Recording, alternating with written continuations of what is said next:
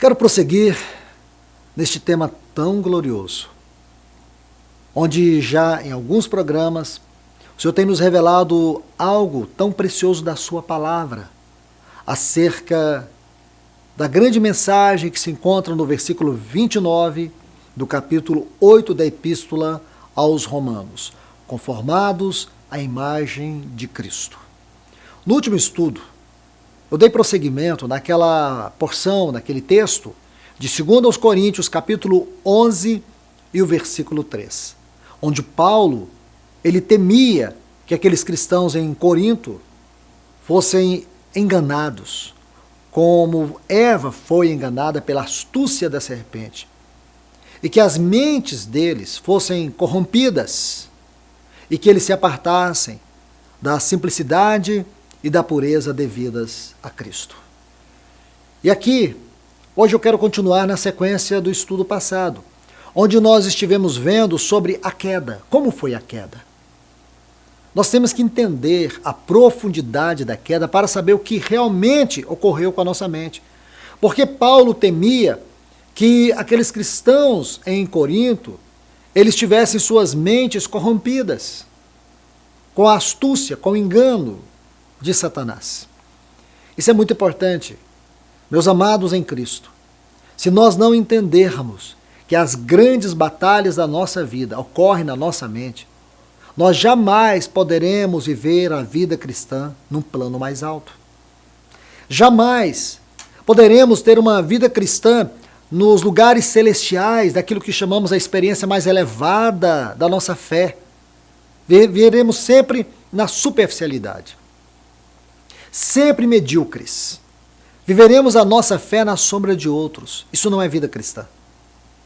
Temos que entender que, após a queda, o homem se tornou um cativo de si mesmo. Ele se tornou suscetível a fracassos e quedas. E a sua mente se tornou uma prisão. E dentro dessa prisão, muitos labirintos escuros. Há uma grande necessidade que a luz de Deus brilhe no nosso espírito. Por isso que a salvação ela começa como espírito. Paulo vai dizer em Efésios 2:1, e vos vivificou, estando vós mortos. Mortos como? Mortos espiritualmente falando. Porque quando Deus criou o homem, Deus criou com essa faculdade espírito. E no espírito nós temos o quê? A intuição, a consciência, a comunhão. Aqui você pode compreender a espiritualidade. Porque a intuição é a voz de Deus, a consciência onde nós temos a realidade do natural, do mundo natural e do mundo espiritual. E a comunhão é onde ocorre a habitação e o relacionamento com Deus. A habitação do Espírito ocorre nessa faculdade do nosso Espírito que é chamada de comunhão. É aqui que Deus se une conosco, o Espírito de Deus se une com o nosso Espírito. É aqui onde nós andamos no Espírito.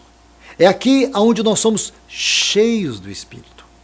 E se nós não compreendermos o nosso Espírito, nós vamos viver uma vida cristã baseada em euforia, em emoções.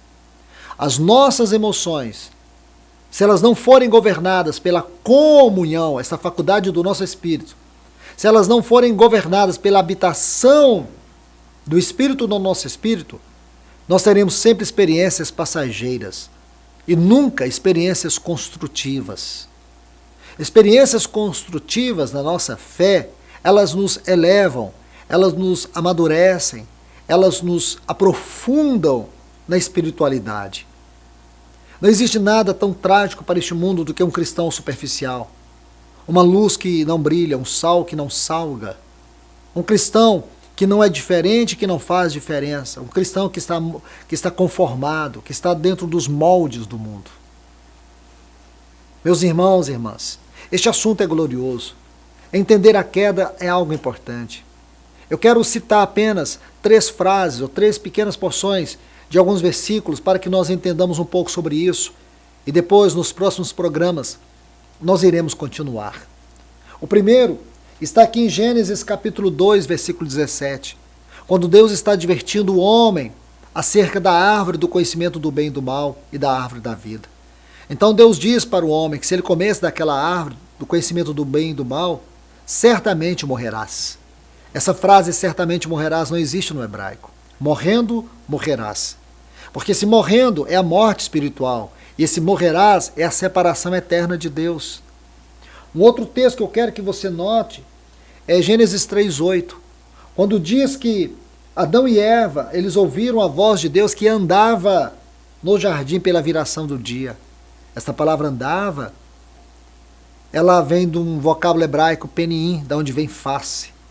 Isso nos mostra que lá no Jardim do Éden, a face de Deus, ela percorria todo o jardim.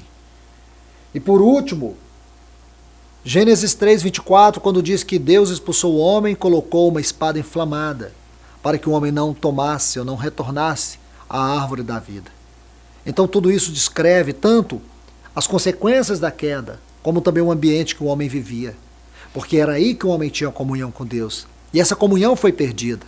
E na redenção em Cristo, nós temos uma comunhão em um privilégio maior.